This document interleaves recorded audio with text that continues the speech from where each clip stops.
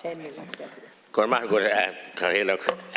Yes, we put down this motion in very good faith, but the government have decided not to oppose it. But it's just a complete cop-out. This is an abject failure, ministers of your departments, and I'm disappointed that Minister Chambers isn't here for the reply.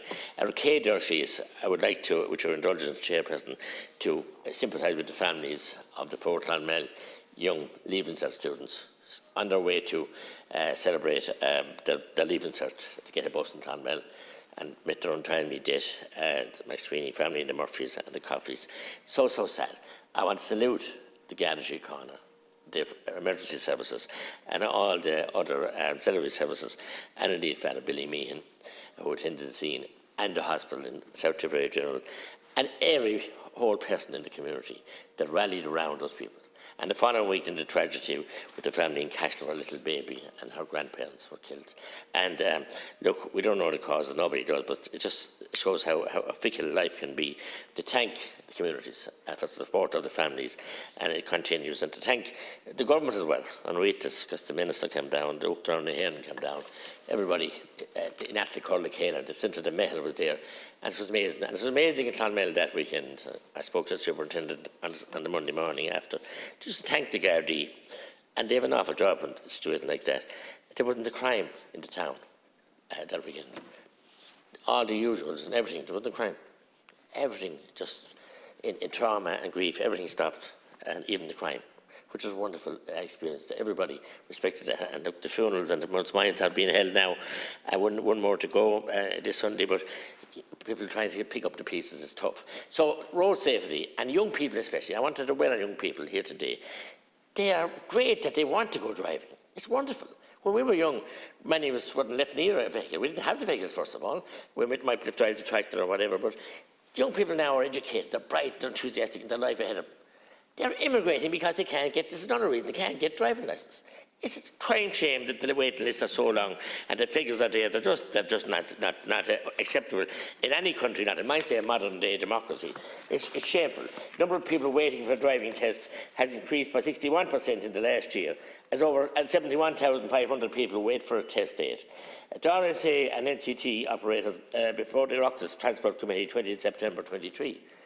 I'm calling and reacting to what Deputy Nolan said earlier, to have Ms O'Donnell, the chairperson of the RSA, and have whoever else officials that are responsible for the RSA back in before committee, and they have a service agreement, their contract is null and void because they're not fulfilling it.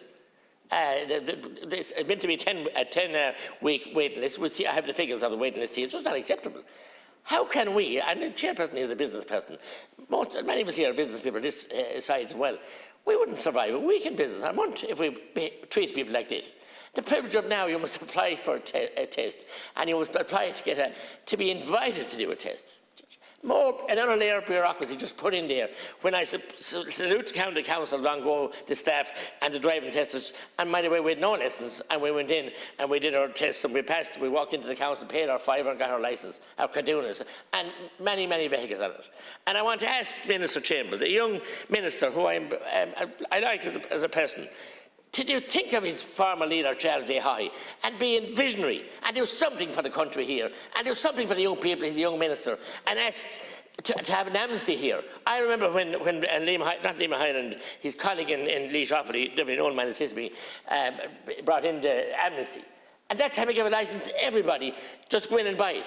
And many of those people are still on the road with several categories. And that wasn't a good thing, but it happened, and it had to happen for a backlog.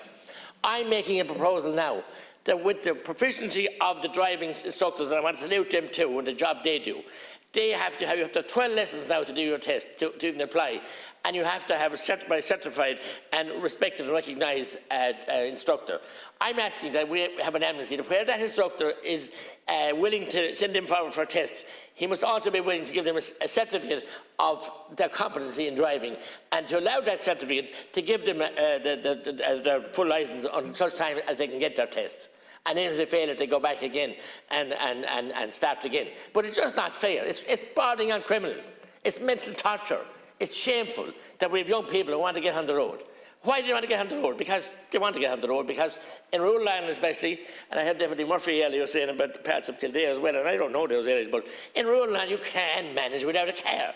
And I wonder, as Deputy Hilary alluded to, is there a sneaking, a veiled attempt by Minister Ryan to stop people getting on the road? Because we know he wants to get cars off the road, he wants them back on the bikes, the penny fadden bikes, or walk, or crawl, or push the wheelbarrow, or whatever. He wants them back in the dark ages with the south-facing window boxes. Perished in our homes. Is there an agenda here? And where he was called out by the TRI recently about accidents and deaths that they proposed would go on the road, would happen on the roads if he didn't allow the road projects to go ahead. He's a lot to answer for, this man. An awful lot to answer for. That when the TRI could come out and make that statement. Has he here another underlying underbelly here that he doesn't want people to get on the road? I think he may have. But if he has, that must be outed.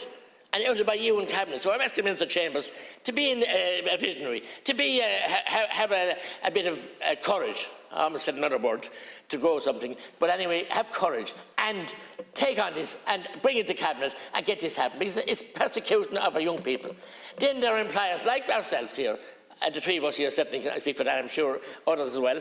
We have people that want to come work for us, but they can't because they have no full licence. We can't allow them on the road without that. So it's affecting industry. People can't travel to college. People want to do their apprenticeships in Thurles, in the wonderful new centre in Oireachtas in Thurles. Another centre opened last week, a wonderful hub for apprenticeships. People can't drive unless they have the full licence. Minister Ross, in his wisdom, brought out all the impediments that young drivers happen to have at all times, a full driver with them. Of course, he could hop on the bus out and back to his plush house out the road and in the leafy suburbs of Wicklow. But I'm just saying, they persecute and they don't think what they're doing. So the RSA are a fundamental failure here. Germany apparently have the same number of deaths as we have and on their roads. And they don't allow a full licence after you're getting it to drive on the autobahns without doing a further test and doing some lessons again for those motorways. Things like that we should be looking at here. Not looking at the stupid, simple things that we are looking at. But this government has lost the will to live as far as I'm concerned. If you take the HSE, if you take the whole situation with housing, if you take the many, many other areas, but this is a simple area here. And we're talking about road safety, and you have no more incidents of road safety, as other deputies have said. When I was in the County Council in 1990, I would done a motion that they would make an inventory of all the drains and inlets and culverts. And Deputy Murphy spoke about this, the men in the 150. And it was all men that time in the 150. I don't care whether it's a man or woman now in the 150 or nifty 50, get out with the shovel because you can't do it with machines and open all those inlets. We can't drive the roads. Water on roads is one of the most dangerous things of all time. The best of cars will be upturned with water draining and water, and they're not. And then the roads can't be maintained because frost comes in and destroys the road surface. So simple basic maintenance is not being done. And the whole baloney that we can't cut the hedges, it's criminal. Road safety and personal people's safety, life-saving safety must be more important than the flora and fauna. As Deputy Murphy said, the chair, the birds have plenty of room inside in the fields, and we all want to support them as well. They won't deal with the deer population, who are causing mayhem on roads in Tipperary. So there are many areas they want to do, but to return to the licence here, you have failed the people. And by accepting this motion today isn't much good to those people because you put it in it for a walk away. It's all fine with nice debate. Let the merry issue go on. The RSA must be held to account, and they must go back to basics. We have all these agencies now, HSE, RSA, TII, and we have worse services for the people, and all our money is being gobbled up in agencies and in offices, and with brass plates on the wall, a chairperson, a chief executive, and everything else, and they have fine jobs, and doing nothing, only making services worse. Sure, for God's sake, it's the definition of insanity to keep throwing money at things and expecting a different result. Cut out all these quangos and let the people that want to drive on roads safely and let them get to work, let them get to college, let them educate themselves. Do we want them all on the airplanes, flying abroad? And a foreign driver can come in here, I'm not anti-foreign, don't get me wrong, and drive here on an international licence with no experience of our roads here.